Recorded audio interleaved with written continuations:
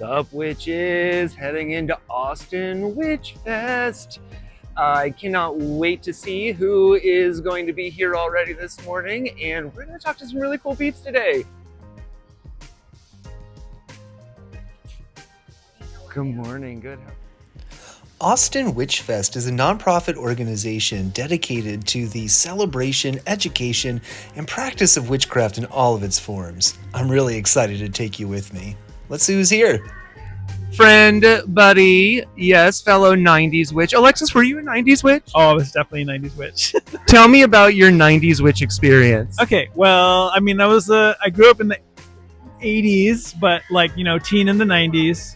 So I think that's tarot cards, and then started learning tarot. Really wanted to learn more about witchcraft. And then when I was a kid, I would read a lot of witchcraft books, but more fantasy. Sure. And then I got to junior high school and I started looking for the same books, and instead they were like, oh, this is Daryl Gardner and this is Sybil Leek. And I was like, oh, witches are real. Witches are real. Yeah, absolutely. That was like the theme of the 90s, right? Even media-wise, it was like they're living next door to you. Exactly. And so I started learning witchcraft then, found friends who were also really interested in Wicca, witchcraft. Big time, Raven Grimacy was really big at the time. I think who's the other one that was? We talked about this before. The Grimoire of Shadows by Ed Fitch. Oh yes, local Texas author, amazing book. We would read out of that book. We would work out of that book, and then South Texas. So kind of I was learning a little bit of South Texas witchcraft, brujeria, curandismo, things like that. But definitely big time 90s witch. And then of course in high school, The Craft comes out, of course, and then it was the pinnacle, yes, of all of our existence. Yeah, everybody became a witch after The Craft. Yes, absolutely. The Craft, Practical Magic. It was all which we're getting a sequel to now because we are the adult 90s witches now, so they're making movies for us again. I'm so excited. I saw the little preview you posted. I was like, yes. Yeah. Yeah.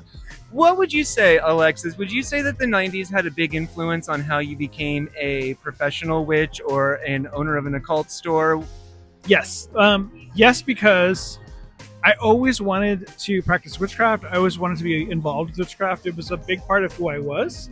But when I watched The Craft and I saw the shop from The Craft, as well as Witchboard 2, which is the same shop. Oh, interesting. Yes, I didn't know that. Witchboard 2 is the same shop. It's panpipes. Oh yes, yeah. panpipes. Mm-hmm. When I saw them, I was like, that's what I want to do. I want to have a shop one day. And so it was really important for me to eventually find my way to that. And then here we are. So 90s witches making it happen. I love it. Good to talk to you, Alexis. Thanks.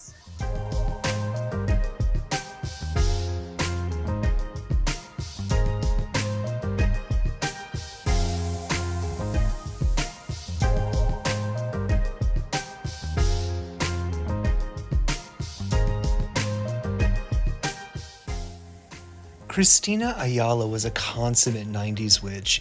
She helped to form the Central Texas pagan Wiccan witchcraft community in the 90s and really continued all the way up into her dying day. She was a truly special person. This table is set up to honor her spirit, and she is just so vital to the Central Texas pagan and witchcraft community. We'll always remember her.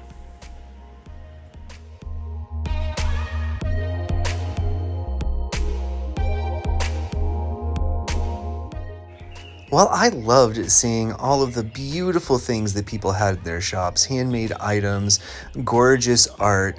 My favorite is that most of the shops also had books, and for a book dragon, you know I love that. Hi, witches. We're here with Tiffany of Skurlock's Apothecary. Hi, Tiffany. Hi. So, Tiffany, I was here and I was taking some video of your gorgeous shop here, and you said that you love the 90s. Are you a 90s witch? Yes, very much so. Can you tell me a little bit more about being a 90s witch? It was a beautiful time, actually. The different types of colors and just the music, the movies. Don't get me started on the movies. What was your favorite one? Pretty Woman. Oh, that's a good movie. Pretty Woman, yes. What was your favorite 90s witch movie? Oh, I wonder wonder if that's. I don't think is that 90s. I don't think. I was watching Practical Magic, but I think that's 2000. Definitely Practical Magic, 1998. Yes, I knew it. Yes, Yeah. loved it. I even have the DVD for it. So Yeah, I me love too. it. Yes, so definitely. Love Did it. you discover witchcraft in the 90s? No, I wish I had. I think I did, but I stopped and then I started back again. Yeah. So I'm happy. I'm a little sad because I lost some time, but I'm making up for time. Yeah, you're making up big time. This shop is gorgeous, and here you are at Austin Witchfest. It's so good to meet Yes. you, Tiffany. Nice meeting you too. Okay, so who doesn't need a cloak for every occasion? Just kidding. I love this D&D cloak. I loved all these cloaks. They were super warm and snuggly, and if it had been a little closer to winter, when we get kind of cold here in Texas, I would have bought one. This is Gratian with Ella's Apothecary. Hi, Gratian. Hey, what's up? So we were just talking. Were you a 90s witch? Absolutely. Yeah, tell me about that. I was a teenager at the time when, I guess it was coming into mainstream media. We were like talking about the movie The Craft. It made me really happy when that came out because I grew up under witchcraft. My sister's a witch. She's 6 years older and very involved in the Houston witch scene, which at the time was huge. I don't know if you know that. I did not. Yeah. So I'm in my 40s now, so it's like, I don't know, you go there now, it's totally different. Although the Magic Cauldron is still around, which is It is impressive. indeed. Yeah. That's actually where I got my first pentagram necklace, and it was blessed for me by a witch there. And I still wear it, so I've had it for like 30 years now. It's really cool. I love Anyway, that. going on a tangent. But yeah, definitely a 90s witch, for sure. What was your favorite part of like 90s witch media? What had the biggest influence on you? I know you said The Craft. Was there something Yeah. else that really, or even like a Yeah. book that came out in the 90s maybe that you gravitated towards? I wasn't much of a reader at that time, to be honest. So, Yeah, so I couldn't, that's all I right. couldn't talk to that. But I did watch, I guess, a fair amount of like TV and movies and stuff like that. The Craft really stands out the most. But I will say, like, even though I didn't think it was really that great as far as like actual true witch culture, I loved that Sabrina came out. Oh, yeah. But I love Yeah. the new Sabrina way more. Chilling Adventures? Yeah, Oh, yeah, yeah. But I did still think that it was cool that it was like still being introduced more. Also really loved, like, as a child watching Bewitched. Absolutely, You know what I mean? yes. So, but Totally so that's part not of really 90s witch but I culture guess because it they is. were on in the morning. It was on Nick Yeah, at Night. Like, exactly, it was yeah. there for us. Yeah, for Yeah. sure. For me, those things kind of stand out immediately. So Yeah. I think at the time I wasn't really watching like too much TV and stuff. I was, getting used to having a social life where I had freedoms because I was like at that age where I was like 15, 16, 17, So I don't know, I wasn't spending too much time in front of TV. But I did get several books I was really into astrology even more so. So at that time I was really exploring that. I had all these books that I got from the Magic Cauldron, and then I went to a tarot reader for my birthday when I was like 17, I think, and she gave me all this stuff, and she was like, oh, you should, look into this and do this and blah, blah, blah. And I don't know. So at that time, it was kind of a mixed match of witchcraft and astrology, but I was heavily leaning towards astrology, which I ultimately never did anything with, but that's fine. But still, it was the opening. It was the gateway, right? Yeah, For sure. Would you say that your experience as a 90s witch is part of why you have your apothecary now? Yeah, for sure. Although I don't think I consciously made that decision. Yeah. I think it's just like this kind of life and, the people in the community and like taking things more spiritually has just been a natural part of who I am. So I just kind of always tend to go in those directions. And actually, it wasn't until a few years ago in Austin when I started doing pop-up markets and stuff doing this business that I got more integrated into the witch community here. So it's been really nice. It kind of like brings me back to the 90s, honestly. I love I used it. to go with my sister to these circles and stuff. Yeah. And, they would like smudge you if you needed it or bless you or whatever. And just being surrounded by all of that. And it wasn't until 20 years later here that I have been around it again. So it's been really nice to not just be like my own, person, like in that kind of lifestyle. But to have more people around me that are, because for a while there was really no one else that I knew. I love that. That's really a big focus of why I'm doing that 90s Yeah. witch, is because the community was such a strong focus in the 90s. Yeah. And I love It seemed like it was everywhere. and I really want to emphasize that we're still here and community is still important. Yeah. Absolutely. Thank you for talking with me today, Gratian. Thanks for talking to me.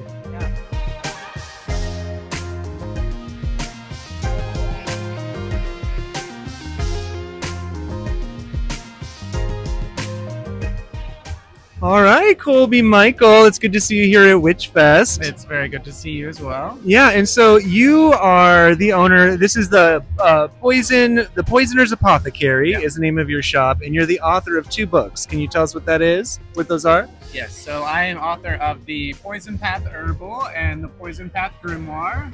Just finished working on the early manuscript for my 3rd Poison Path book, the Poison Path Oracle, which is what I will be presenting on later this afternoon. Oh, nice. Fantastic. So you're talking a little bit earlier. Were you a 90s witch, Colby? I was a witch in the 90s. Yeah? I think I was probably a preteen in the 90s. Yeah. So, yeah, it was definitely a thing. But I remember the craft coming out. I remember Practical Magic coming out and being very obsessed with both of those. So yeah, I would consider myself a 90s witch. Nice. Yeah. What was your favorite? What was your favorite piece of witchy media? Either like a real book or movie or anything that you loved. Oh, I just love the 90s witch aesthetic in general. Oh, yeah. Just kind of like that grungy, sort of like hippie vibe. I don't know. I feel like everybody was a witch in the 90s. Yeah. Ironic for today, where it kind of seems like everybody is a witch, whereas in the 90s it was still a little like satanic panic sort of feel going on. And today it's like, you know, you're a witch at Barnes and Noble, you're a witch at Crate and Barrel, you're a witch, you know, there's witches everywhere. Yeah. I remember when the craft came out, my mom wouldn't let me go to Blockbuster and rent it. Really? It was like Too real. devilry. Too real. So I had to wait until I had my visits at my dad's to actually like sneak off and rent it, because he would let me rent whatever I wanted to. So definitely sort of my first transgressive act as a witch was We renting find a that way. movie. We find a way. That's right. That's awesome. That's awesome. Would you say that your experience as a 90s witch or any of those inspirations, did that lead to you becoming an author about magical plants, the poison path, creating your beautiful potions? Part of me feels like I would have become some sort of a writer regardless. I think that was always where I was sort of headed before I even realized it. Yeah, I don't know where the 90s come into play with that. Where the 90s come into play. All right, well, one last question. Charmed house or practical magic house? Which would you live in? Oh, the physical house? Oh gosh, definitely the practical magic house. Yeah, for the definitely for the I'm more greenhouse. Of an East Coast witch Oh, than a there West you Coast go. witch. Oh my gosh, I didn't even think about that. Yeah, well, tribal war right there. Yeah. Oh my gosh. Well, thank you for talking with me today, Colby. Yeah, absolutely. Thank you.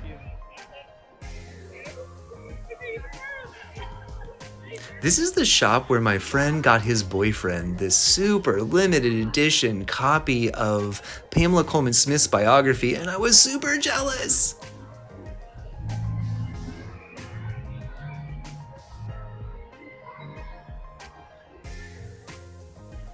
Jason Mankey is a prolific author of Wiccan and witchcraft books, and here he's giving a lecture about drawing down the moon, a very powerful ritual experience in Wicca and witchcraft, and maybe also sharing a little bit about drawing down the spirit of Jim Morrison. In a rare and special class, Alexis talked to us about one of his traditions, Palo Mayombe, its healing practices, and the way that they perform spirit work. He also talked a bit about its intersection with European witchcraft, as you can see from the cauldron in front of him. Hi, Adam. Hey, Trace. How's it going? Good. So yeah, I'm so excited you're here at Witchfest. Me too. Tell me a little bit about what you are offering here, about your work. Yeah, so Devil's Conjure offers products for the occultist and witch to basically help you exert your will.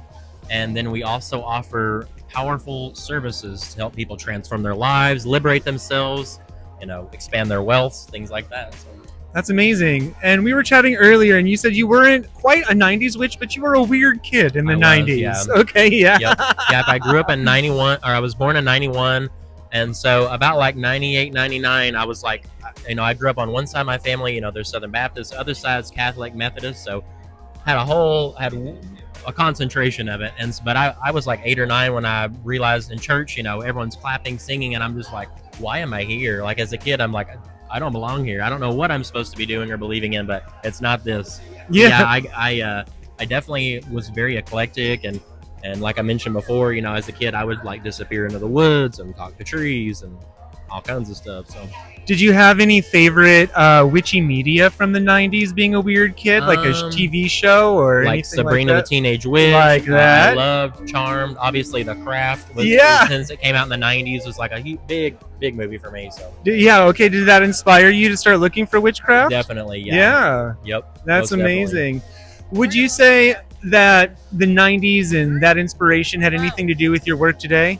I would say so, especially more so like the darker, angles to it. Okay. Especially when it comes to the craft, like when they're haunting and terrorizing the main girl. In the end and stuff. Yeah. There's like serpents and bugs and she sees her parents like dying. They are using magic. And you were like, "That's for me." I was like, Yeah. damn, this is cool. Because I went from this one side where, growing up where I felt like I needed to be this like holy, devout person and all this stuff. Sure. And it felt so liberating to see things like that and like, wow, that's a possibility for me, and felt very empowering.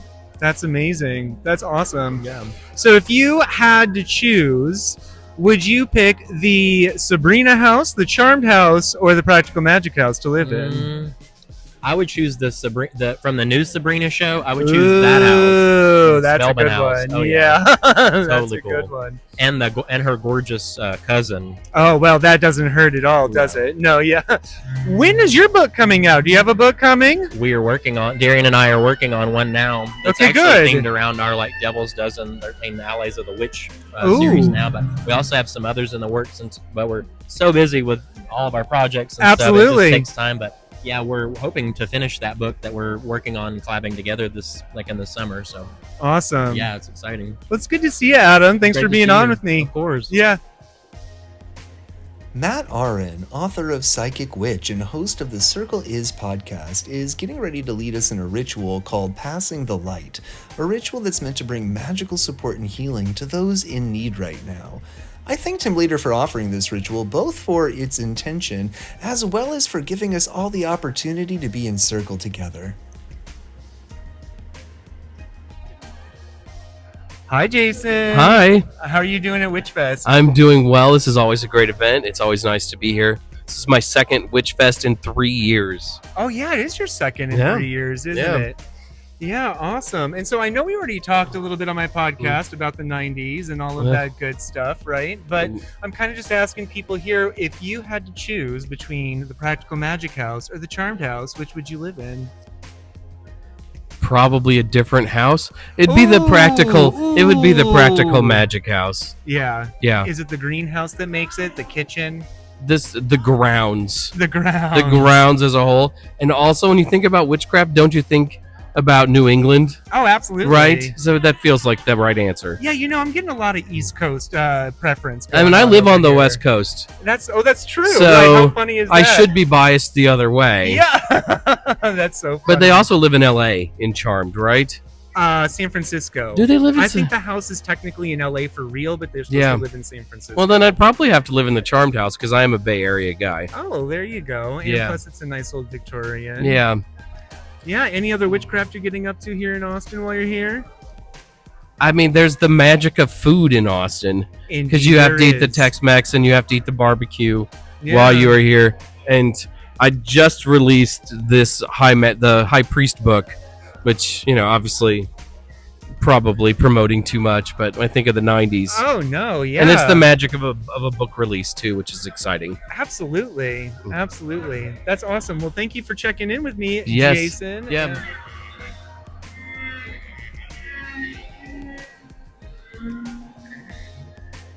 Okay, so this totally creepy and insanely cool band called Knockin' in the Grim has been at every Witchfest ever since it started. And they have this really unique sound and look and message behind them They're led by Naken, the shape-shifting water horse spirit and fiddler of Scandinavian legend.